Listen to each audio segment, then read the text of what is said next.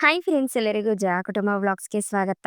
ಆಸೆ ಸೀರಿಯಲ್ ನಲ್ಲಿ ಮುಂದಿನ ಸಂಚಿಕೆಯಲ್ಲಿ ಏನೆಲ್ಲ ಆಗುತ್ತೆ ಅಂತ ಪೂರ್ತಿಯಾಗಿ ನೋಡ್ಕೊಂಡ್ ಬರೋಣ ಬನ್ನಿ. ಸಂಚಿಕೆಯ ಶುರುವಿನಲ್ಲಿ ಮೀನಿನಿಂದ ನಾನು ಸೋತೋಗ್ಬಿಟ್ನಲ್ಲ ಅಂತ ವಿಶಾಲು ಹುಚ್ಚಿ ತರ ಕೂದ್ಲು ಬಿಟ್ಕೊಂಡು ಯೋಚನೆ ಮಾಡ್ತಾ ಇರ್ಬೇಕಾದ್ರೆ ರೋಹಿಣಿ ಅಲ್ಲಿಗ್ ಬಂದು ಯಾಕೆ ಈ ರೀತಿ ಎಲ್ಲ ಆಯ್ತು ಅಂತ ಯೋಚನೆ ಮಾಡ್ತಿರ್ತಾಳೆ.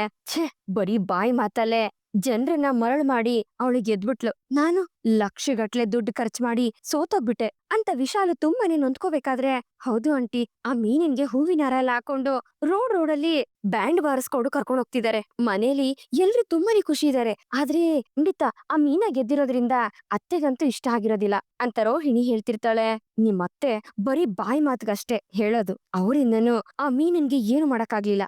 ಏನ್ ಮಾಡೋದು, ಅವಳು ಯಾರ ಮಾತನ್ನು ಕೇಳೋದೇ ಇಲ್ವಲ್ಲ ಅಂತ ವಿಶಾಲು ಹೇಳ್ಬೇಕಾದ್ರೆ, ಏನ್ ಮಾಡೋದು ಆಂಟಿ, ಇವಾಗ ಅವಳು ಗೆದ್ದಿರೋದ್ರಿಂದ ಮನೇಲಿ ಎಲ್ರು ಸೆಲೆಬ್ರೇಟ್ ಮಾಡ್ತಿರ್ತಾರೆ ಅಂತ ರೋಹಿಣಿ ಹೇಳ್ತಾಳೆ. ಸೆಲೆಬ್ರೇಟ್ ಮಾಡ್ಲಿ, ಎಲ್ಲ ಸ್ವಲ್ಪ ದಿವಸ ಮಾತ್ರ, ಎಷ್ಟು ದಿವಸ ಅವಳು ಅಧಿಕಾರದಲ್ಲಿ ಇರ್ತಾಳೆ ಅಂತ ನಾನು ನೋಡೇ ಬಿಡ್ತೀನಿ ಅಂತ ವಿಶಾಲು ಹೇಳ್ತಿರ್ತಾಳೆ. ಏನ್ ಹೇಳ್ತಾ ಇದೀರಾ ಆಂಟಿ ಅಂತ ರೋಹಿಣಿ ಕೇಳ್ಬೇಕಾದ್ರೆ, ಇವಳು ಅಧಿಕಾರದಲ್ಲಿರೋದನ್ನ ಮಾಮೂಲಿ ಅಂತ ಅನ್ಕೊಂಡಿದ್ದಾಳೆ.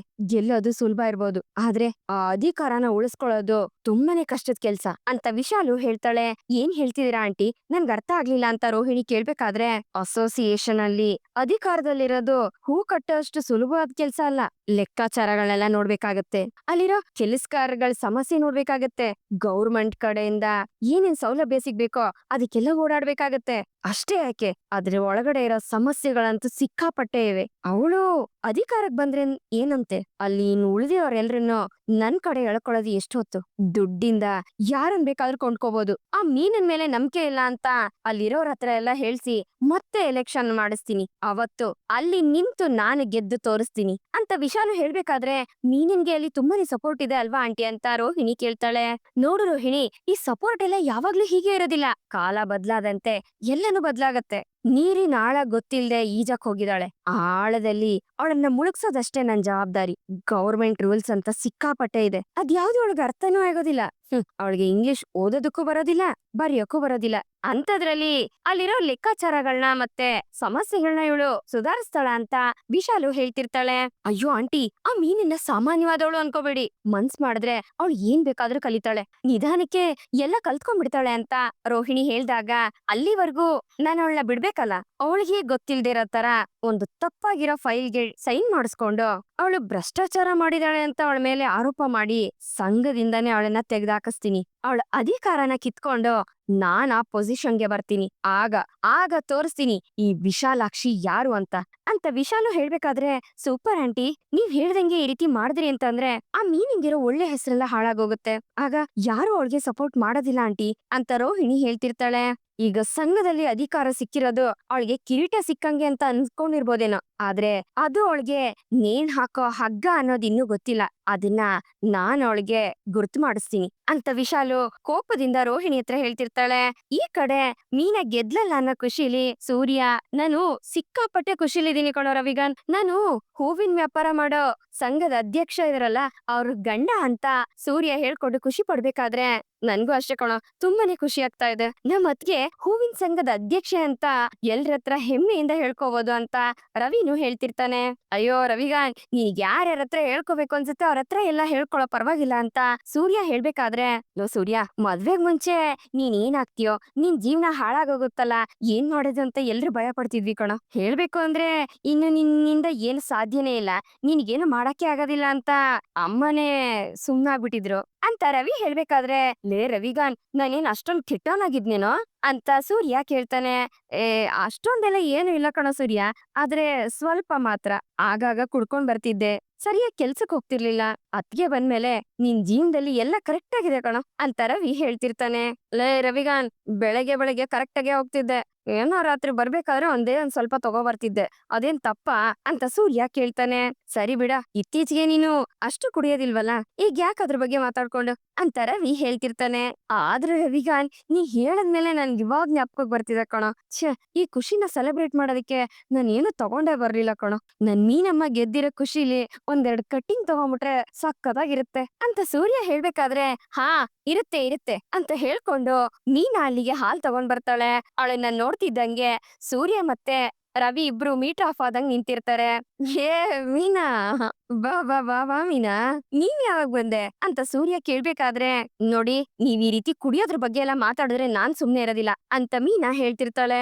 ಏ ಮೀನಮ್ಮ, ನೀನ್ ಗೆದ್ದಿರೋದಕ್ಕೆ ಎಲ್ರಿಗೂ ಪಾರ್ಟಿ ಕೊಡ್ಬೇಕು ತಾನೇ ಅಂತ ಸೂರ್ಯ ಹೇಳ್ದಾಗ, ನೋಡ್ರಿ ಇಷ್ಟು ದಿವ್ಸ ನೀವ್ ಕುಡ್ಕೊಂಡ್ ಬಂದ್ರಿ, ಓಕೆ, ಆದ್ರೆ ನೀವೇನಾದ್ರೂ ಇನ್ಮೇಲ್ ಕುಡ್ದು ಗಲಾಟೆ ಮಾಡಿದ್ರಿ ಅಂತಂದ್ರೆ ಹೂವಿನ ಸಂಘದ ಅಧ್ಯಕ್ಷೆ ಗಂಡ ಕುಡ್ಕೊಂಡು ತಿರ್ಗಾಡ್ತಿದ್ದಾನೆ ಅಂತ ಎಲ್ರು ನನ್ ಮರ್ಯಾದೆ ತೆಗಿತಾರೆ. ಅದಕ್ಕೆ ಇನ್ಮೇಲೆ ನೀವು ಕುಡಿಬಾರ್ದು ಅಂತ ಮೀನಾ ಹೇಳ್ದಾಗ ಅದನ್ನ ಕೇಳಿ ಸೂರ್ಯ ಶಾಕ್ ಆಗ್ತಾನೆ.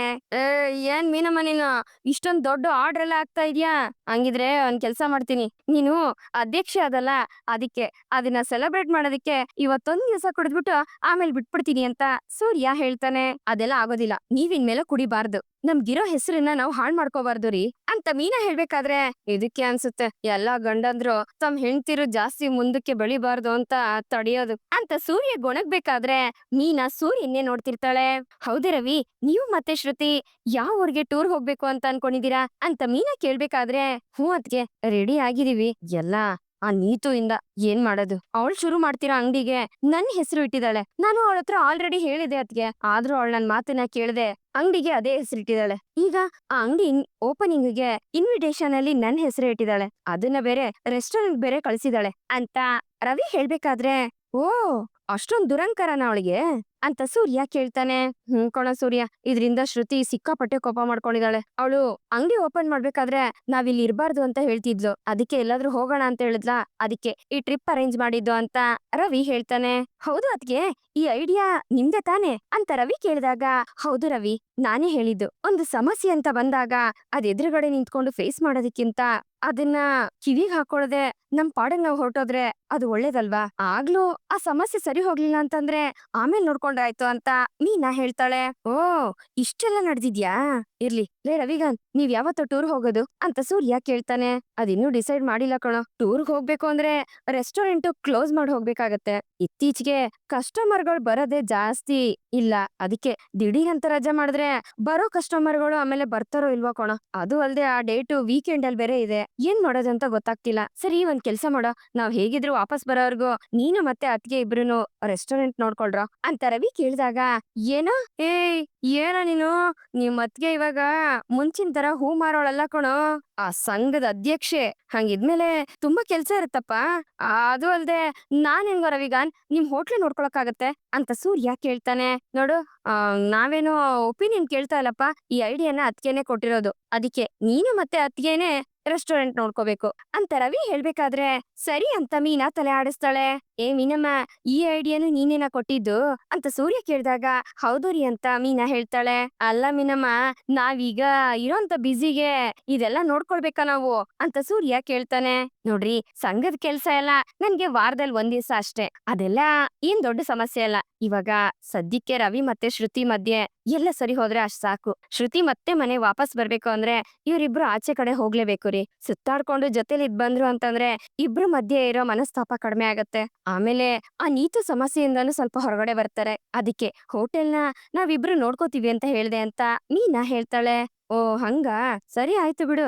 ಯಾವಾಗ್ಲೂ ಡ್ರೈವಿಂಗ್ ಮಾಡ್ಕೊಂಡೇ ಇರೋದ್ರೆ ಬೋರಿಂಗ್ ಆಗತ್ತೆ, ಹೋಟೆಲ್ ನೋಡ್ಕೊಳ್ಳೋದು ಒಂದ್ ರೀತಿ ಹೊಸ ಎಕ್ಸ್ಪೀರಿಯನ್ಸ್ ಆಗತ್ತೆ. ಸರಿ ಆಯ್ತು ಬಿಡು, ಲೇ ರವಿಗಾನ್ ನೀ ಹೋಗ್ಬಾರ, ನಾವ್ ನೋಡ್ಕೋತೀವಿ ಅಂತ ಸೂರ್ಯ ಹೇಳ್ತಾನೆ. ಆಗ ರವಿ ಥ್ಯಾಂಕ್ಸ್ ಸೂರ್ಯ, ಥ್ಯಾಂಕ್ಸ್ ಅದ್ಕೆ ಅಂತ ಹೇಳ್ತಾ ಅಲ್ಲಿಂದ ಹೋಗ್ತಾನೆ. ಈ ಕಡೆ ಸೂರ್ಯ ಮೀನಾ ಮಾತ್ ಕೊಟ್ಟಂಗೆ ಶ್ರುತಿ ಮತ್ತೆ ರವಿನ ಟೂರಿಗ್ ಕಳ್ಸಿ ಇಬ್ರು ಬಂದು ರೆಸ್ಟೋರೆಂಟ್ ನ ನೋಡ್ಕೋತಿರ್ತಾರೆ. ಅದ್ರಲ್ಲಿ ಊಟ ಮಾಡಕ್ಕೆ ಅಂತ ಬಂದಿರೋ ಕಸ್ಟಮರ್ ಮೊಸರನ್ನ ತುಂಬಾ ಚೆನ್ನಾಗಿದೆ ಅಂತ ಹೊಗಳ್ಬೇಕಾದ್ರೆ ಜೊತೆಗ್ ಬಂದಿರೋ ಹುಡುಗಿ, ಇದೇನ್ ದೊಡ್ಡ ಡಿಶ್ ಅಂತ ಇದನ್ನ ಹೊಗಳ್ತಾ ಇದೀಯಾ ಅಂತ ಹೇಳ್ತಿರ್ತಾಳೆ. ಅಯ್ಯೋ ಏನ್ ಮೇಡಮ್ ಹಿಂಗ್ ಹೇಳ್ಬಿಟ್ರಿ, ನೋಡಿ ನೀವ್ ಅವಾಗ ಫ್ರೈಡ್ ರೈಸ್ ತಿನ್ಬೇಕು ಅಂದ್ರೆ ಫಾಸ್ಟ್ ಆಗಿ ರೆಡಿ ಆಗ್ಬಿಡುತ್ತೆ, ಅದೇ ಮೊಸರು ಅನ್ನ ಬೇಕು ಅಂದ್ರೆ ಬೆಳಗ್ಗೆ ಅನ್ನ ಮಾಡಿ ಅದನ್ನ ತಣ್ಣಗ್ ಮಾಡಿ ಮಧ್ಯಾಹ್ನದಷ್ಟೊತ್ತಿಗೆ ಅದನ್ನ ನಿಮ್ಗೆ ರೆಡಿ ಮಾಡ್ಕೊಡ್ತೀವಿ. ಅದ್ರ ಟೇಸ್ಟ್ ಯಾವತ್ತಿದ್ರು ಇದ್ರ ಮುಂದೆ ಏನೂ ಇಲ್ಲ. ಈ ಫಾಸ್ಟ್ ಆಗಿ ಫಾಸ್ಟ್ ಫುಡ್ ತಿನ್ನೋರು ಬೇಗ ಫಾಸ್ಟ್ ಆಗಿ ಮೇಲುಕೊಟ್ಟೋಗ್ಬಿಡ್ತಾರಂತೆ. ಈ ರೀತಿ ಆರೋಗ್ಯವಾಗಿರುವಂತ ಊಟ ಮಾಡಿದ್ರೇನೆ ದೇಹಕ್ಕೂ ತಂಪು, ಆರೋಗ್ಯನೂ ಚೆನ್ನಾಗಿರುತ್ತೆ ಅಂತ ಸೂರ್ಯ ಹೇಳ್ಬೇಕಾದ್ರೆ ಆ ಕಸ್ಟಮರ್ ಇಬ್ರು ಇವ್ರ ಮಾತನ್ನ ಕೇಳಿ ನಗ್ತಿರ್ತಾರೆ. ಅಷ್ಟ್ರಲ್ಲಿ ನೀತು ಕೋಪದಿಂದ ರೆಸ್ಟೋರೆಂಟ್ ಒಳಗಡೆ ನುಗ್ಗುತ್ತಾಳೆ. ರವಿ ಎಲ್ಲಿದ್ದಾನೆ ಅಂತ ನೀತು ಹುಡುಕ್ತಿರ್ಬೇಕಾದ್ರೆ ಸೂರ್ಯ ಆ ನೀತುನ ನೋಡ್ತಾನೆ. ಹಾಗೆ ಮೀನನ್ನ ಕರೆದು ಆ ನೀತು ಬಂದಿರೋದನ್ನ ಸೂರ್ಯ ತೋರಿಸ್ತಾನೆ. ಏನ್ ಮೀನಮ್ಮ, ಒಳಗಡೆ ಹೆಂಚು ಬಿಸಿಯಾಗಿರೋದಕ್ಕಿಂತ ಈ ಅಮ್ಮನ್ ಮುಖನೇ ತುಂಬಾನೇ ಬಿಸಿಯಾಗಿರಂಗೈತೆ ಅಂತ ಸೂರ್ಯ ಹೇಳ್ಬೇಕಾದ್ರೆ, ಹೂರಿ ಇವಳು ಬರ್ತಾಳೆ ಅಂತ ನಾನ್ ಅನ್ಕೊಂಡಿದ್ದೆ. ಬನ್ನಿ ಸರಿಯಾಗಿ ಇವಳಿಗೆ ಬುದ್ಧಿ ಕಲ್ಸೋಣ ಅಂತ ಹೇಳಿ ಮೀನಾ ಸೂರ್ಯನ ಕರ್ಕೊಂಡು ನೀತು ಹತ್ರ ಹೋಗ್ತಾಳೆ. ಏಯ್, ನೀನ್ ಯಾಕೆ ಇಲ್ಲಿಗ್ ಬಂದೆ ಅಂತ ಮೀನಾ ನೀತುನ ಕೇಳ್ಬೇಕಾದ್ರೆ, ರವಿ ಎಲ್ಲಿ ಅಂತ ನೀತು ಕೇಳ್ತಾಳೆ. ಏಕೆ ರವಿ ಹಾಕ್ಬೇಕು ನಿನ್ಗೆ ಅಂತ ಮೀನಾ ಕೇಳ್ಬೇಕಾದ್ರೆ, ಬೆಳಗ್ಗೆಯಿಂದ ಫೋನ್ ಮಾಡ್ತಾನೆ ಇದೀನಿ, ಸ್ವಿಚ್ ಆಫ್ ಬರ್ತಿದೆ ಅಂತ ನೀತು ಹೇಳ್ತಾಳೆ. ಅಲ್ಲ, ಫೋನ್ ನ ಸ್ವಿಚ್ ಆಫ್ ಮಾಡಿದ್ರೆ ಸ್ವಿಚ್ ಆಫ್ ಅಂತಾನೆ ಬರೋದು, ಇನ್ನೇನ್ ಬರುತ್ತೆ ಅಂತ ಸೂರ್ಯ ಕೇಳ್ತಿರ್ತಾನೆ. ಇವತ್ತು ನನ್ ಜೀವನದಲ್ಲಿ ಎಷ್ಟು ಮುಖ್ಯವಾದ ವಿಷಯ ನಡೀತಾ ಇದೆ, ನಾನು ಬೊಕೆ ಶಾಪ್ ನ ಓಪನ್ ಮಾಡ್ತಾ ಇದ್ದೀನಿ ಅಂತ ನೀತು ಹೇಳ್ದಾಗ, ಅಯ್ಯೋ ಓಪನ್ ಮಾಡ್ಕೊಳಮ್ಮ, ಯಾರ್ ಬೇಡ ಅಂದ್ರು ಅಂತ ಸೂರ್ಯ ಕೇಳ್ತಾನೆ. ರವಿ ಇಲ್ದೆ ನನ್ ಶಾಪ್ ನ ಹೇಗ್ ಓಪನ್ ಮಾಡ್ಲಿ ಅಂತ ನೀತು ಕೇಳ್ಬೇಕಾದ್ರೆ, ಏಕೆ ಅಂಗಡಿ ಕೀ ಏನಾದ್ರೂ ರವಿ ಹತ್ರ ಇದ್ಯಾ ಅಂತ ಸೂರ್ಯ ಕೇಳ್ತಾನೆ. ನೋಡು, ಇದನ್ನೇ ಬೇಡ ಅಂತ ಹೇಳೋದು. ಮೀನಾ, ರವಿ ಎಲ್ಲಿ ಅಂತ ನೀತು ಕೇಳ್ತಾಳೆ. ನನಗ್ ಗೊತ್ತು, ಅವ್ನ್ ಇಲ್ಲೇ ಎಲ್ಲೋ ಇದ್ದಾನೆ. ರವಿ ಎಲ್ಲಿದ್ಯಾ ರವಿ, ಬಾ ರವಿ ಆಚೆಗೆ ಅಂತ ನೀತು ಕೂಗಾಡ್ತಾನೆ ಇರ್ತಾಳೆ. ಆಗ ಅಲ್ಲಿರೋ ಕಸ್ಟಮರ್ ಎಲ್ಲ ಇವಳು ಕೂಗಾಡ್ತಿರೋದನ್ನ ನೋಡಿ ಇವಳನ್ನೇ ನೋಡ್ಬೇಕಾದ್ರೆ ಸೂರ್ಯ ಹೋಗಿ ಅವ್ರ ಎಲ್ರಿಗೂನು, ಇಲ್ಲೇನು ಆಗಿಲ್ಲ, ಸ್ವಲ್ಪ ಆ ಹುಡುಗಿಗೆ ಬುದ್ಧಿ ಸರಿ ಇಲ್ಲ, ನಿಮ್ ಪಾಡಿಗೆ ನೀವು ಊಟ ಮಾಡಿ ಅಂತ ಹೇಳ್ತಿರ್ತಾನೆ. ನೀತು, ನಿನ್ನ ನೀನ್ ಏನ್ ಅನ್ಕೊಂಡಿದ್ಯಾ, ಇದು ಹೋಟ್ಲು, ಈ ರೀತಿ ಎಲ್ಲ ಕಿರ್ಚಾಡ್ಬೇಡ ಅಂತ ಮೀನಾ ಹೇಳ್ತಾಳೆ. ನೋಡು, ನನ್ ರವಿ ಎಲ್ಲಿ ಹೇಳು ಅಂತ ನೀತು ಕೇಳ್ಬೇಕಾದ್ರೆ, ನೋಡು ರವಿ ಇಲ್ಲಿಲ್ಲ, ಅವ್ನ್ ಹೆಂಡ್ತಿನ್ ಕರ್ಕೊಂಡು ಟೂರ್ ಹೋಗಿದ್ದಾನೆ, ಇನ್ಮೇಲೆ ಅವ್ರನ್ನ ಹುಡ್ಕೊಂಡು ಇಲ್ಲೆಲ್ಲ ಬರ್ಬೇಡ ಅಂತ ಮೀನಾ ಹೇಳ್ದಾಗ, ಏನು ಟೂರ್ ಹೋಗಿದಾನ, ನನ್ ಹತ್ರ ಹೇಳೇ ಇಲ್ವಲ್ಲ ಅಂತ ನೀತು ಕೇಳ್ತಾಳೆ. ಏಕೆ ಹೇಳಿದಿದ್ರೆ ಇಬ್ರಿಗೂನು ಟಿಕೆಟ್ ಕೊಡಿಸ್ತಿದ್ದ, ನೀನ್ ಯಾರು ಅಂತ ನಿನ್ ಹತ್ರ ಹೇಳೋಗ್ಬೇಕು ಅಂತ ಸೂರ್ಯ ನೀತುನ ಕೇಳ್ತಾನೆ. ಅವ್ರು ನನ್ ಫ್ಲವರ್ ಶಾಪ್ ಓಪನಿಂಗ್ ಬರ್ಬೇಕಾಗಿತ್ತು ಅಂತ ನೀತು ಹೇಳ್ದಾಗ, ರವಿ ಬರ್ಲಿಲ್ಲ ಅಂತಂದ್ರೆ ಅವನ್ಗೆ ಬರೋದಿಕ್ಕೆ ಇಷ್ಟ ಇಲ್ಲ ಅಂತ ಅರ್ಥ, ಸುಮ್ನೆ ಯಾಕೆ ಸೀನ್ ಎಲ್ಲ ಮಾಡ್ತಿದ್ಯಾ, ಇಲ್ಲಿ ಮರ್ಯಾದಿಂದ ಇಲ್ಲಿಂದ ಹೊರಟೋಗು ಅಂತ ಸೂರ್ಯ ಹೇಳ್ತಾನೆ. ನೀತು, ನೀನ್ ಅನ್ಕೊಂಡಿದ್ದೆಲ್ಲ ಇನ್ಮೇಲೆ ಏನು ನಡೆಯೋದಿಲ್ಲ ಅಂತ ಮೀನಾ ಹೇಳ್ಬೇಕಾದ್ರೆ, ಓ ಇದೆಲ್ಲ ನೀನು ನಿನ್ ಗಂಡ ಇಬ್ರು ಸೇರ್ಕೊಂಡ್ ಮಾಡಿರೋ ಕೆಲ್ಸನಾ, ರವಿನ ನೀವಿಬ್ರು ಬೇಕು ಅಂತಾನೆ ಇಲ್ಲಿಂದ ಕಳ್ಸಿದೀರಾ, ನೀವೇನೇ ಮಾಡಿದ್ರು ರವಿನ ನನ್ನಿಂದ ನೀವು ದೂರ ಮಾಡೋದಕ್ಕಾಗೋದಿಲ್ಲ ಅಂತ ನೀತು ಹೇಳ್ತಾಳೆ. ನೋಡು, ರವಿ ಮನ್ಸಲ್ಲಿ ಶ್ರುತಿ ಮಾತ್ರ ಇರೋದು, ಶ್ರುತಿ ಅವ್ರ ಹೆಂಡ್ತಿ, ಮದ್ವೆ ಆಗಿರೋರ್ ಹಿಂದೆ ಸುತ್ತಾಡ್ತಿದ್ಯಲ್ಲ, ನಿನಗ್ ನಾಚಿಕೆ ಆಗೋದಿಲ್ವಾ ಅಂತ ಮೀನಾ ನೀತುಗೆ ಬೈತಾಳೆ. ಮೀನಾ, ಇವಳಿಗೆ ಏನ್ ಹೇಳಿದ್ರು ಪ್ರಯೋಜನ ಇಲ್ಲ. ನೋಡಮ್ಮ, ಇಷ್ಟೊತ್ತೇನಾದ್ರೂ ನಮ್ಮ ಮೈಕಮ್ಮ ಇಲ್ಲಿ ಇದ್ಲು ಅಂತಂದಿದ್ರೆ ನೀನ್ ಬಾಯಿಗೆ ಹಂಗೆ ಬರೆ ಹಾಕ್ಬಿಟ್ಟಿರೋಳು. ಸುಮ್ನೆ ಇನ್ನೊಬ್ರು ಗಂಡನ್ ಮೇಲೆ ಕಣ್ಣು ಹಾಕೋದನ್ನ ಬಿಟ್ಬಿಡು, ಮರ್ಯಾದೆಯಾಗಿ ನಿನ್ ಕೆಲ್ಸ ನೋಡ್ಕೊಂಡ್ ಹೋಗು ಅಂತ ಸೂರ್ಯ ನೀತುಗೆ ಹೇಳ್ತಾನೆ. ನೀನ್ ನನ್ಗೆ ಅಡ್ವೈಸ್ ಮಾಡ್ಬೇಡ ಅಂತ ನೀತು ಸೂರ್ಯನ್ಗೆ ಹೇಳ್ಬೇಕಾದ್ರೆ, ನಿನ್ಗೆ ಅಡ್ವೈಸ್ ಮಾಡಿದ ತಕ್ಷಣ ಬುದ್ಧಿ ಬಂದ್ಬಿಡುತ್ತಾ ಅಂತ ಮೀನಾ ಬೈತಾಳೆ. ನೋಡು, ನೀನು ಅಂಗಡಿನ ಓಪನ್ ಮಾಡೋದು ನಿನ್ ಪರ್ಸನಲ್ ವಿಷಯ, ಅದಕ್ ಬೇಕಾದ್ರೆ ಕಂಗ್ರಾಚುಲೇಷನ್ ಹೇಳ್ತೀವಿ, ಅಷ್ಟ್ರಲ್ಲಿ ನೀನು ವಾಪಸ್ ಹೊರಟೋಗ್ಬಿಡು. ಅದನ್ ಬಿಟ್ಟು ರವಿ ಜೀವನನ ಹಾಳ್ ಮಾಡೋದಕ್ ನೋಡ್ಬೇಡ. ಓದಿರೋ ಹುಡುಗಿ ತಾನೆ, ಇನ್ನೊಂದ್ ಹುಡುಗಿ ಜೀವನದಲ್ಲಿ ಆಟ ಆಡೋದಕ್ಕೆ ನಿನ್ ನಾಚಿಕೆ ಆಗೋದಿಲ್ವಾ, ಅದ್ ಹೇಗ್ ಬರುತ್ತೆ ನಿನ್ಗೆ, ಮರ್ಯಾದೆಯಾಗಿ ನಿನ್ ಕೆಲ್ಸ ನೋಡ್ಕೊ ಹೋಗು ಅಂತ ಸೂರ್ಯ ನೀತುಗೆ ಬೈತಾನೆ. ಸಾಕು, ನೀನು ನನಗೆ ಅಡ್ವೈಸ್ ಮಾಡ್ತಿದ್ಯಾ, ನೀನ್ ಯಾರ್ ನನ್ ಬಗ್ಗೆ ಮಾತಾಡೋದಿಕ್ಕೆ, ನೀನೇ ಒಬ್ಬ ಕುಡ್ಕ, ಒಬ್ಬ ಲೋಕಲ್ ರೌಡಿ, ನೀನು ನನಗೆ ಅಡ್ವೈಸ್ ಮಾಡ್ತೀಯಾ ಅಂತ ನೀತು ಕೇಳ್ಬೇಕಾದ್ರೆ, ಏಯ್ ನಾಲ್ಗೆನ ಹಿಡ್ತದಲ್ಲಿ ಇಟ್ಕೊಂಡ್ ಮಾತಾಡು, ನನ್ ಗಂಡನ್ ಬಗ್ಗೆ ನಿನ್ಗೇನೆ ಗೊತ್ತು, ಅವ್ರ ಬಗ್ಗೆ ಏನಾದ್ರೂ ಮಾತಾಡಿದ್ರೆ ಅಂತ ಮೀನಾ ಕೋಪದಿಂದ ನೀತುಗೆ ಬೈತಾಳೆ. ನಿನ್ ಗಂಡನ್ ಬಗ್ಗೆ ನನ್ಗೆಲ್ಲ ಗೊತ್ತಿದೆ, ಇವನೊಬ್ಬ ರೌಡಿ, ಯಾರನ್ ಬೇಕಾದ್ರೂ ಹೊಡಿತಾನೆ, ಯಾರ್ ಜೊತೆ ಬೇಕಾದ್ರೂ ಜಗಳಕ್ ಹೋಗ್ತಾನೆ, ಇಂತ ಕೇವಲವಾಗಿರೋಂತ ವ್ಯಕ್ತಿ ಜೊತೆ ಜೀವನ ಮಾಡ್ತೀರಾ ನೀನು, ನನ್ ಬಗ್ಗೆ ಮಾತಾಡೋದಿಕ್ಕೆ ಏನು ಯೋಗ್ಯತೆ ಇದೆ ಅಂತ ನೀತು ಕೇಳ್ತಿದ್ದಂಗೆ ಮೀನಾ ಕೋಪದಿಂದ ನೀತು ಕಪಾಳಕ್ಕೆ ಹೊಡಿತಾಳೆ. ಏಯ್ ಏನೇ ಬೊಗಳ್ದೆ ಅಂತ ಮೀನಾ ಹೇಳ್ಬೇಕಾದ್ರೆ ಅಲ್ಲಿರೋ ಕಸ್ಟಮರ್ಗಳೆಲ್ಲ ಎದ್ ನಿಂತ್ಕೊಬಿಡ್ತಾರೆ. ಆಗ ಸೂರ್ಯ ಅವ್ರನ್ನ ಸಮಾಧಾನ ಮಾಡಿ ಕೂರ್ಸಿ, ನಿಮ್ ಪಾಡಿಗೆ ನೀವು ಊಟ ಮಾಡಿ ಅಂತ ಹೇಳ್ತಾನೆ. ಅಷ್ಟು ಜನರು ಮುಂದೆ ನನ್ಗೆ ಹೊಡೆದ್ಲಲ್ಲ ಇವಳು ಅಂತ ನೀತಿಗೆ ಸಿಕ್ಕಾಪಟ್ಟೆ ಕೋಪ ಬರುತ್ತೆ. ನೋಡು, ಇದು ರೆಸ್ಟೋರೆಂಟ್ ಅಂತ ಒಂದೇ ಒಂದು ಕಪಾಳಕ್ ಹೊಡೆದು ಸುಮ್ನೆ ಬಿಟ್ಟಿದೀನಿ, ಬೇರೆ ಎಲ್ಲಾದ್ರೂ ನನ್ ಗಂಡನ್ ಬಗ್ಗೆ ಈ ರೀತಿ ತಪ್ಪಾಗಿ ಮಾತಾಡಿದಿದ್ರೆ ನೀನು ಇಷ್ಟೊತ್ಗೆ ನಿನ್ನ ಕೊಂದ್ ಹಾಕ್ಬಿಡ್ತಿದ್ದೆ. ಅವ್ರ ಬಗ್ಗೆ ಇನ್ನೊಂದು ಮಾತೇನಾದ್ರೂ ಆಡಿದ್ರೆ ನೀನ ಬಾಯಲ್ಲಿ ಒಂದ್ ಹಲ್ಲು ಇರಬಾರ್ದು, ಆ ರೀತಿ ಹೊಡಿತೀನಿ ನಿನ್ಗೆ. ಅಲ್ಲ ಕಣೆ, ನಿನಗೇನೆ ಯೋಗ್ಯತೆ ಇದೆ ನನ್ ಗಂಡನ್ ಬಗ್ಗೆ ಮಾತಾಡೋದಿಕ್ಕೆ, ನಿನ್ ತರ ಬೇರೆಯವ್ರ ಜೀವನ ಎಲ್ಲ ಹಾಳ್ ಮಾಡೋದಿಕ್ಕೆ ಅವ್ರಿಗೆ ಗೊತ್ತಿಲ್ಲ ಕಣೆ, ಮರ್ಯಾದಿಂದ ಆಚೆ ಹೋಗೆ ಅಂತ ಮೀನಾ ನೀತು ಮೇಲೆ ರೇಗಾಡ್ತಾಳೆ. ನೋಡೋ, ಇನ್ನೊಂದ್ ನಿಮಿಷ ನೀನ್ ಇಲ್ಲಿದ್ರೆ ನನ್ ಹೆಂಡ್ತಿ ಭದ್ರಕಾಳಿ ಆಗೋಗ್ಬಿಡ್ತಾಳೆ, ಸುಮ್ನೆ ಹೋಗಿ ಬಚಾವ್ ಆಗ್ಬಿಡು, ಹೊರಟೋಗಿಲಿಂದ ಅಂತ ಸೂರ್ಯ ನೀತುಗೆ ಹೇಳ್ತಾನೆ. ಆಗ ನೀತು ಕೋಪದಿಂದ ಇಬ್ರನ್ನು ಗುರಾಯಿಸ್ತಾ ಅಲ್ಲಿಂದ ಹೊರಟೋಗ್ತಾಳೆ. ಏ ಮಿನಮ್ಮ, ಇವತ್ತು ನೀನು ಸೂರ್ಯನ್ ಹೆಂಡ್ತಿ ಅಂತ ಪ್ರೂವ್ ಮಾಡ್ಬಿಟ್ಟೆ ಕಣೆ. ನೀನ್ ಹೊಡ್ದಿಯಲ್ಲ ಏಟು, ಅವಳಗ್ ಮಾತ್ರ ಅಲ್ಲ, ಈ ತರ ಯಾರಾದ್ರೂ ಜೀವನ ಹಾಳ್ ಮಾಡ್ಬೇಕು ಅಂತ ನೋಡ್ತಾರಲ್ಲ ಅವ್ರೆಲ್ರಿಗೂ ಸೇರ್ಸಿ ಹೊಡೆದಿದ್ದಂಗಿತ್ತು ಕಣೆ. ಇನ್ಮೇಲೆ ಅವಳು ರವಿ ಪಕ್ಕನೆ ಬರೋದಿಲ್ಲ ಅಂತ ಅನ್ಕೋತೀನಿ. ಆದ್ರೂ ಏನ್ ಮೀನಮ್ಮವ್ರು, ನಮ್ ಬಗ್ಗೆ ಅವ್ರು ಹೇಳ್ತಿದ್ದಂಗೆ ತಮ್ಗೆ ಎಷ್ಟೊಂದ್ ಕೋಪ ಬಂದ್ಬಿಡ್ತು ಅಂತ ಸೂರ್ಯ ಕೇಳ್ಬೇಕಾದ್ರೆ, ಮತ್ತೆ ಅವಳು ನಿನ್ ಬಗ್ಗೆ ಮಾತಾಡಿದ್ರೆ ನನ್ಗೆ ಕೋಪ ಬರೋದಿಲ್ವಾ ಅಂತ ಮೀನಾ ಕೇಳ್ತಾಳೆ. ಆಹಾ, ನನ್ ಹೆಂಡತಿಗೆ ನನ್ ಮೇಲೆ ಎಷ್ಟೊಂದ್ ಪ್ರೀತಿ ಮೀನಮ್ಮ ಅಂತ ಹೇಳ್ತಾ ಸೂರ್ಯ ಮೀನನ್ನ ತಬ್ಕೊಳ್ಳೋದಕ್ಕೆ ಅಂತ ಹೋಗ್ತಿರ್ತಾನೆ. ಈ ಇದು ಮನೆ ಅಲ್ಲ, ರೆಸ್ಟೋರೆಂಟ್, ಹೋಗಿ ಕಸ್ಟಮರ್ ನೋಡಿ ಅಂತ ಮೀನಾ ಹೇಳ್ತಾಳೆ. ಸರಿ ಆಯ್ತು ಅಂತ ಸೂರ್ಯ ಖುಷಿಯಾಗಿ ಅಲ್ಲಿಂದ ಹೋಗ್ತಾನೆ. ಈ ಕಡೆ ಪ್ರಮೀಳಾ ಅವರು ಕೃಷ್ಣ ಸ್ಕೂಲ್ಗೋಸ್ಕರ ಅಂತ ರೆಡಿ ಮಾಡ್ಬೇಕಾದ್ರೆ ಅಷ್ಟ್ರಲ್ಲಿ ರೋಹಿಣಿ ಬಂದು, ಅಮ್ಮ ನೀನ್ ಇವತ್ತು ಅವನನ್ನ ಸ್ಕೂಲ್ಗೆ ಕರ್ಕೊಂಡ್ ಹೋಗ್ಬೇಡ ಅಂತ ಹೇಳ್ತಾಳೆ. ಹೌದಾ ಕಲ್ಯಾಣಿ, ನೀನೇ ಹಾಗಾದ್ರೆ ಕೃಷ್ಣ ಸ್ಕೂಲ್ ಕರ್ಕೊಂಡ್ ಹೋಗ್ತೀನಿ ಅಂತ ಪ್ರಮೀಳಾ ಅವರು ಕೇಳ್ಬೇಕಾದ್ರೆ, ಇಲ್ಲಮ್ಮ ಇವತ್ತು ಅವನು ಸ್ಕೂಲ್ಗೆ ಹೋಗೋದೇ ಬೇಡ ಅಂತ ರೋಹಿಣಿ ಹೇಳ್ತಾಳೆ. ಯಾಕೆ ಕಲ್ಯಾಣಿ ಹೀಗ್ ಹೇಳ್ತಿದ್ಯಾ, ಏನಾಯ್ತು ಅಂತ ಪ್ರಮೀಳಾ ಅವರು ವಿಚಾರಿಸ್ಬೇಕಾದ್ರೆ, ನಾನು ಅವನನ್ನ ಬೇರೆ ಜಾಗಕ್ಕೆ ಕರ್ಕೊಂಡ್ ಹೋಗ್ತಾ ಇದೀನಿ ಅಂತ ರೋಹಿಣಿ ಹೇಳ್ತಾಳೆ. ಅವ್ನ್ಗೆ ಎಕ್ಸಾಮ್ ಬರ್ತಿದೆ ಕಣೆ, ಅವ್ರ ಟೀಚರ್ ಬೇರೆ ಹೇಳ್ತಿದ್ರು ಅಂತ ಪ್ರಮೀಳಾ ಅವರು ಹೇಳಿದಾಗ, ಒಂದ್ ದಿವಸ ಹೋಗ್ಲಿಲ್ಲ ಅಂದ್ರೆ ಏನು ಆಗೋಗೋದಿಲ್ಲ, ಅವನು ಓದ್ಕೋತಾನೆ. ಕ್ರಿಶ್, ನೀನ್ ಇವತ್ತು ಸ್ಕೂಲ್ಗೆ ಹೋಗೋದ್ ಬೇಡ, ನಾವಿವತ್ತು ಬೇರೆ ಜಾಗಕ್ಕೆ ಹೋಗ್ಬೇಕು ಅಂತ ರೋಹಿಣಿ ಹೇಳ್ತಾಳೆ. ಅದಕ್ಕೆ ಕ್ರಿಶ್ ರೋಹಿಣಿನೇ ನೋಡ್ತಿರ್ತಾನೆ. ಕಲ್ಯಾಣಿ, ಅವನಿನ್ ಎಲ್ಗೆ ಕರ್ಕೊಂಡ್ ಹೋಗ್ತೀಯಾ ಅಂತ ಪ್ರಮೀಳಾ ಅವರು ಕೇಳಿದಾಗ, ಹೇಳ್ತೀನಿ ಕ್ರಿಶ್, ಹೋಗಿ ನೀನು ಡ್ರೆಸ್ ಚೇಂಜ್ ಮಾಡ್ಕೊಂಡ್ ಬಾ ಅಂತ ರೋಹಿಣಿ ಹೇಳ್ತಾಳೆ. ಅಮ್ಮ, ನನ್ನ ಆಚೆ ಕರ್ಕೊಂಡ್ ಹೋಗೋದಾಗ ನನ್ಗೆ ಐಸ್ ಕ್ರೀಮ್ ಕೊಡಿಸ್ತೀರಾ ಅಂತ ಕ್ರಿಶ್ ಕೇಳ್ಬೇಕಾದ್ರೆ, ಸರಿ ಕೊಡಿಸ್ತೀನಿ, ಹೋಗಿ ಡ್ರೆಸ್ ಚೇಂಜ್ ಮಾಡ್ಕೊಂಡ್ ಬಾ ಅಂತ ರೋಹಿಣಿ ಹೇಳ್ತಿದ್ದಂಗೆ, ಸರಿ ಆಯ್ತು ಅಂತ ಕ್ರಿಶ್ ಡ್ರೆಸ್ ಚೇಂಜ್ ಮಾಡೋದಕ್ಕೆ ಅಂತ ಹೋಗ್ತಾನೆ. ಅಲ್ಲ ಕಣೆ, ಸ್ಕೂಲ್ಗೆ ಹೋಗೋ ಹುಡುಗನ ಎಲ್ಗೆ ಕರ್ಕೊಂಡ್ ಹೋಗ್ತಾ ಇದ್ಯಾ, ಇತ್ತೀಚೆಗೆ ನೀನ್ ನನ್ನ ಹತ್ರ ಏನು ಹೇಳೋದಿಲ್ಲ ಕಣೆ ಕಲ್ಯಾಣಿ ಅಂತ ಪ್ರಮೀಳಾ ಅವರು ಕೇಳ್ತಾರೆ. ನಾನ್ ನಿನ್ಗೆ ಹೇಳ್ಬಿಟ್ರೆ ನೀನ್ ಅದಕ್ಕೆಲ್ಲ ಒಪ್ಕೊಂಡ್ಬಿಡ್ತೀಯಮ್ಮ ಅಂತ ರೋಹಿಣಿ ಕೇಳ್ತಾಳೆ. ಅಲ್ಲ ಕಣೆ, ನೀನ್ ಎಲ್ ಹೋಗ್ತಿದ್ಯಾ ಅಂತ ಕೇಳೋದ್ ತಪ್ಪಾ ಅಂತ ಪ್ರಮೀಳಾ ಅವರು ಕೇಳ್ಬೇಕಾದ್ರೆ, ಇವತ್ತು ಕೋರ್ಟ್ ಅಲ್ಲಿ ಹಿಯರಿಂಗ್ ಇದೆ, ಅದಕ್ಕೆ ಕೃಷ್ಣ ಅಲ್ಲಿಗೆ ಕರ್ಕೊಂಡ್ ಹೋಗ್ತಾ ಇದೀನಿ ಅಂತ ರೋಹಿಣಿ ಹೇಳ್ತಾಳೆ. ಅಲ್ಲಿ ಯಾಕೆ ಇವನನ್ನ ಕರ್ಕೊಂಡ್ ಹೋಗ್ತಿದ್ಯಾ ಅಂತ ಪ್ರಮೀಳಾ ಅವರು ಗಾಬರಿಯಿಂದ ಕೇಳ್ಬೇಕಾದ್ರೆ, ಕಾರಣ ಇದೆ ಅಮ್ಮ, ಆದ್ರೆ ಅದನ್ನ ಇವಾಗ ಹೇಳೋದಿಲ್ಲ, ಹೋಗ್ ಬಂದು ಹೇಳ್ತೀನಿ, ಅಲ್ಲಿವರೆಗೂ ನೀನ್ ಏನನ್ನು ಕೇಳ್ಬೇಡ ಅಂತ ರೋಹಿಣಿ ಹೇಳ್ಬೇಕಾದ್ರೆ, ನೋಡೆ ರೋಹಿಣಿ, ಇಲ್ಲಿವರೆಗೂ ನೀನು ತುಂಬಾ ತಪ್ಪುಗಳನ್ನ ಮಾಡಿದ್ಯಾ, ಆದ್ರಿಂದ ನಿನ್ಗೆ ಕೊನೆಗೆ ಕಷ್ಟಗಳು ಬಂದಿದಾವೆ. ಅಳಿಯಂದ್ರು ಮತ್ತೆ ನಿಮ್ ಅತ್ತೆ ಇಬ್ರು ಸೇರ್ಕೊಂಡು ನಿನ್ನ ಕರ್ಸಿ ಹೊಡ್ಸಿದಾರೆ ಬೇರೆ, ಇದಕ್ಕೂ ಮೇಲೆ ನೀನ್ ಏನಾದ್ರು ಮಾಡಿ ಅವ್ರ ಹತ್ರ ಸಿಕ್ಕಾಕೊಂಡು ಅಂತ ಪ್ರಮೀಳಾ ಅವ್ರು ಹೇಳ್ಬೇಕಾದ್ರೆ, ಏನು ಸಾಯಿಸ್ಬಿಡ್ತಾರ ಅಂತ ರೋಹಿಣಿ ಕೇಳ್ತಾಳೆ. ಯಾಕೆ ಹಿಂಗೆಲ್ಲ ಮಾತಾಡ್ತಾ ಇದ್ಯಾ ಅಂತ ಪ್ರಮೀಳಾ ಅವರು ಕೇಳ್ಬೇಕಾದ್ರೆ, ಅವ್ರು ಏನ್ ಬೇಕಾದ್ರೂ ಅನ್ಕೊಳ್ಳಿ, ನಾನು ಮನೋಜನ್ ಜೊತೆ ಜೀವನ ಮಾಡೋದಿಕ್ಕೆ ಏನ್ ಬೇಕಾದ್ರೂ ಮಾಡ್ತೀನಿ, ಯಾವ ಲೆವೆಲ್ ಬೇಕಾದ್ರೂ ಹೋಗ್ತೀನಿ, ಒಟ್ನಲ್ಲಿ ನನಗ್ ಮನೋಜ್ ಬೇಕಷ್ಟೇ ಅಂತ ರೋಹಿಣಿ ಹೇಳ್ತಾಳೆ. ಅಷ್ಟ್ರಲ್ಲಿ ಕ್ರಿಶ್ ರೆಡಿಯಾಗಿ ಆಚೆಗೆ ಬರ್ತಾನೆ. ಆಗ ರೋಹಿಣಿ ಬರ್ತೀನಿ ಅಮ್ಮ ಅಂತ ಹೇಳ್ತಾ ಕೃಷ್ಣ ಕರ್ಕೊಂಡು ಅಲ್ಲಿಂದ ಹೊರಡ್ತಾಳೆ. ಇಷ್ಟ ದಿವ್ಸ ಇವಳು ಮಾಡಿದ್ದಕ್ಕೆಲ್ಲ ಶಿಕ್ಷೆ ಅನುಭವಿಸಿದಾಳೆ, ಈಗ ಇನ್ನೇನ್ ತಪ್ಪು ಮಾಡ್ತಾಳೋ ಏನೋ ಅಂತ ಪ್ರಮೀಳಾ ಅವರು ತುಂಬಾನೇ ಕೊರಗ್ತಿರ್ತಾರೆ. ಈ ಕಡೆ ಕೋರ್ಟ್ ಅಲ್ಲಿ ಶಾಂತಿ ಮತ್ತೆ ಮನೋಜ ಇಬ್ರು ಬಂದು ಕಾಯ್ತಾ ಇರ್ತಾರೆ. ಆದ್ರೆ ಇನ್ನು ರೋಹಿಣಿ ಬಂದಿಲ್ವಲ್ಲ ಅಂತ ಜಡ್ಜ್ ಕೇಳ್ಬೇಕಾದ್ರೆ, ಅವರು ಆನ್ ದ ವೇ ಇದಾರಂತೆ ಅಂತ ಲಾಯರ್ ಹೇಳ್ತಾರೆ.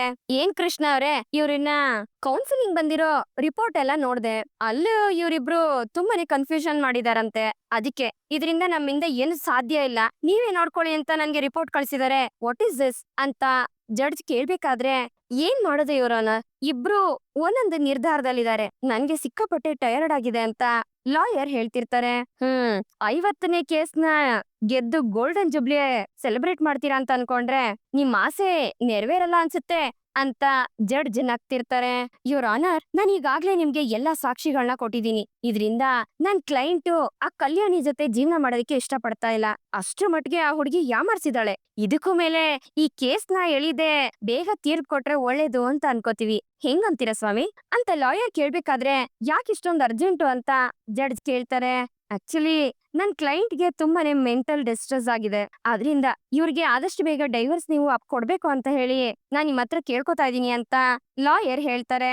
ಆದ್ರೆ ಈ ಕಲ್ಯಾಣಿ ಇನ್ನು ಬಂದೇ ಇಲ್ವಲ್ಲ ಅಂತ ಜಡ್ಜ್ ಹೇಳ್ಬೇಕಾದ್ರೆ, ಯುವರ್ ಆನರ್, ನಾನ್ ಬಂದೆ ಅಂತ ಹೇಳಿ ರೋಹಿಣಿ ಕೃಷ್ಣ ಕರ್ಕೊಂಡು ಕೋರ್ಟ್ಗೆ ಬರ್ತಾಳೆ. ಇವಳು ಯಾಕೆ ಮಗನ ಕರ್ಕೊಂಡ್ ಬಂದವಳಲ್ಲ, ಇವತ್ತಿನ್ನೇನ್ ಮಾಡ್ತಾಳೆ ಇವಳು ಅಂತ ಶಾಂತಿ ಕೃಷ್ಣೆ ನೋಡ್ತಾ ಮನ್ಸಲ್ಲೇ ಅನ್ಕೊಳ್ತಿರ್ತಾಳೆ.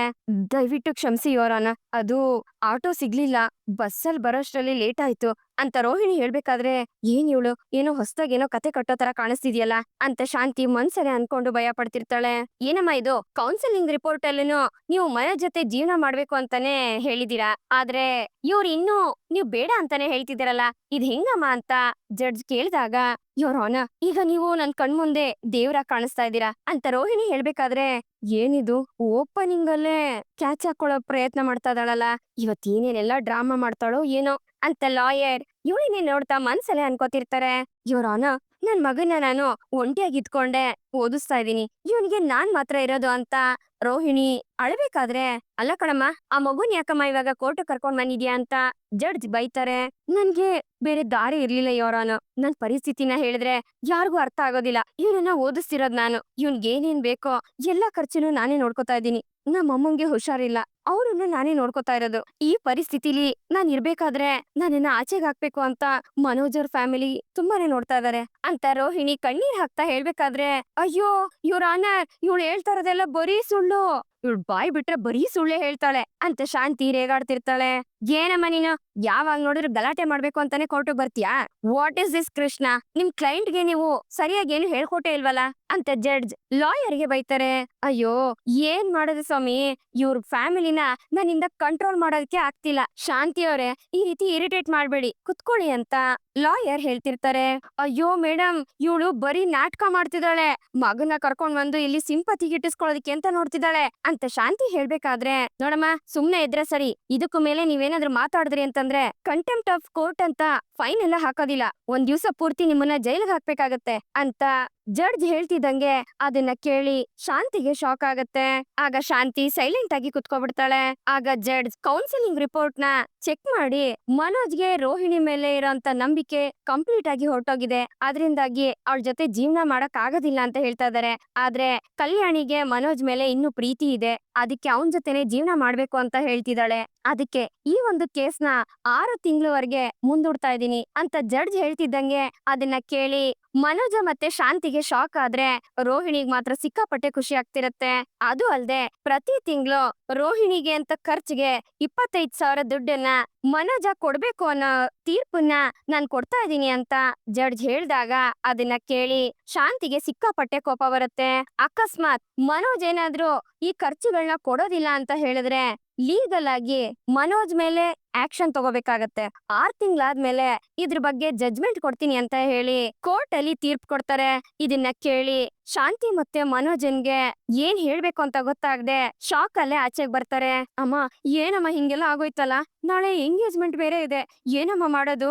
ಅದ್ ನಡಿಲಿಲ್ಲ ಅಂದ್ರೆ, ಆಮೇಲೆ ನನ್ಗೆ ಚಿನ್ನ ಸಿಗ್ಲಿಲ್ಲ ಅಂದ್ರೆ ಅಂತ ಮನೋಜ ಹೇಳ್ಬೇಕಾದ್ರೆ, ನೋಡು ಮನೋಜ, ನಾಳೆ ನಿನ್ ಎಂಗೇಜ್ಮೆಂಟ್ ನಡ್ದೇ ನಡೆಯುತ್ತೆ, ನಾನ್ ಹೇಗಾದ್ರೂ ಮಾಡಿ ನಿನ್ ಎಂಗೇಜ್ಮೆಂಟ್ ಮುಗಿಸ್ತೀನಿ. ಅದ್ ನಡಿಬೇಕು ಅಂತ ಅಂದ್ರೆ ನೀನು ಇಲ್ಲಿ ಕೋರ್ಟ್ ಅಲ್ಲಿ ನಡೆದಿರೋ ವಿಷಯನೆಲ್ಲ ಯಾರ ಹತ್ರನೂ ಹೇಳ್ಬಾರ್ದು, ಹಾಗಂತ ನನಗ್ ಮಾತ್ ಕೊಡು ಅಂತ ಶಾಂತಿ ಮನೋಜನ್ ಹತ್ರ ಮಾತ್ ತಗೋತಾಳೆ. ಹಾಗೆ ಆ ರೋಹಿಣಿಗೆ ಬೇರೆ ಯಾವ ರೀತಿನಾದ್ರೂ ಬುದ್ಧಿ ಕಲಿಸ್ಬೇಕು ಅಂತ ಶಾಂತಿ ಮನ್ಸಲ್ಲಿ ಅನ್ಕೊಂಡು ಯೋಚನೆ ಮಾಡ್ತಿರ್ತಾಳೆ. ಇಲ್ಲಿಗೆ ಈ ಒಂದು ಸಂಚಿಕೆ ಮುಗಿಯುತ್ತೆ. ಈ ಸಂಚಿಕೆ ನಿಮ್ಗೆ ಇಷ್ಟ ಆಗಿದೆ ಅಂತ ಅನ್ಕೊಳ್ತೀನಿ. ಇಷ್ಟ ಆಗಿದ್ರೆ ದಯವಿಟ್ಟು ಲೈಕ್ ಮಾಡಿ, ಹಾಗೆ ಹೇಗಿತ್ತು ಅನ್ನೋದನ್ನ ಕಮೆಂಟ್ ಮೂಲಕ ತಿಳಿಸಿ. ಮತ್ತೆ ಮುಂದಿನ ಸಂಚಿಕೆಯೊಂದಿಗೆ ನಿಮ್ಮನ್ನ ಭೇಟಿ ಆಗ್ತೀನಿ. ಅಲ್ಲಿವರೆಗೂ Tata, bye bye, take care.